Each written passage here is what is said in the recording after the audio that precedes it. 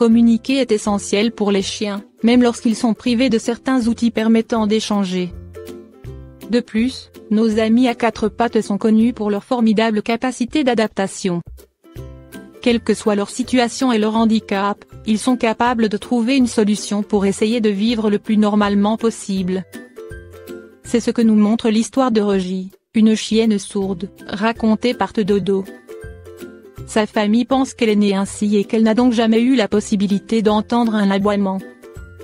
Peut-être y est-elle parvenue en voyant d'autres chiens aboyer. Pourtant, elle a réussi à créer le sien. Rogie n'avait jamais émis le moindre son, jusqu'au jour où elle a surpris sa maîtresse Lindsay Kelly. Au départ, cette dernière n'avait pas compris ce que la chienne cherchait à faire. Elle avait d'abord pensé à un éternuement ou à une toux, mais quand elle a continué à le faire tout en me regardant, j'ai réalisé qu'elle était en train d'essayer de communiquer, se souvient-elle. Depuis, Rogie ne se prive plus de ce moyen de s'exprimer. À chaque fois qu'elle cherche à avoir l'attention de l'un des membres de sa famille ou qu'elle réclame une friandise, Lindsay Kelly perçoit chez sa chienne du bonheur et de la fierté lorsqu'elle communique de la sorte. Par exemple, elle utilise son aboiement. Les chats se frotteraient contre les herbes au chat pour une autre raison que leur effet euphorisant. S'il est bien connu que les herbes au chat exercent sur eux un effet euphorisant, nos amis félins se frottent contre ces plantes dans un autre but.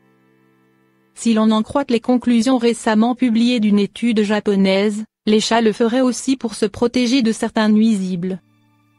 S'il est une chose à laquelle les chats ne peuvent résister, c'est bien l'herbe au chat, à ne pas confondre avec l'herbe à chat.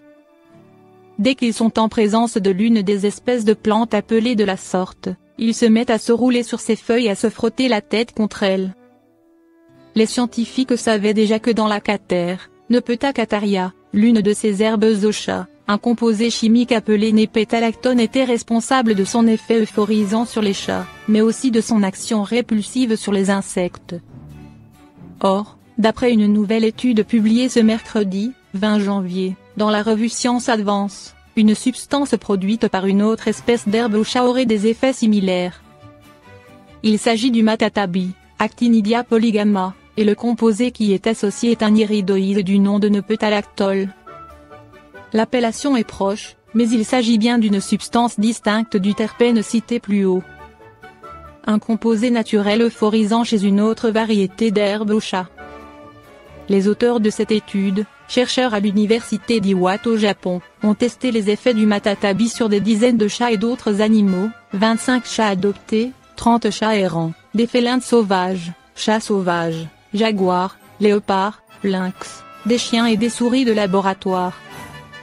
Ils ont extrait le nepétalactol et l'ont appliqué sur du papier filtre, tout en mettant en place un groupe de contrôle avec du papier filtre sans nepétalactol.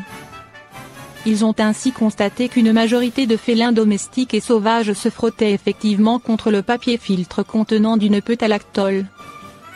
En revanche, les chiens, les souris n'avaient eu aucune réaction vis-à-vis de la substance.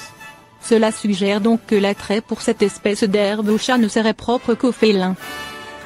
Se frotter contre l'herbe au chat, joindre l'utile à l'agréable. Les chercheurs ont également découvert que les chats sur lesquels on avait appliqué du nepétalactol étaient moins approchés par les moustiques que leurs congénères du groupe de contrôle. Le constat était le même du côté des félins sauvages. Les scientifiques ont donc eu la confirmation que ce composé était un répulsif naturel contre les moustiques. Ce qui les a menés à penser que les chats, et les félins en général, se roulent et se frottent contre les herbes au chat non seulement parce que cela leur procure du plaisir, mais aussi pour se prémunir des piqûres de moustiques. On sait que ces insectes peuvent leur transmettre diverses maladies graves, dont la dirofilariose, maladie du ver du cœur.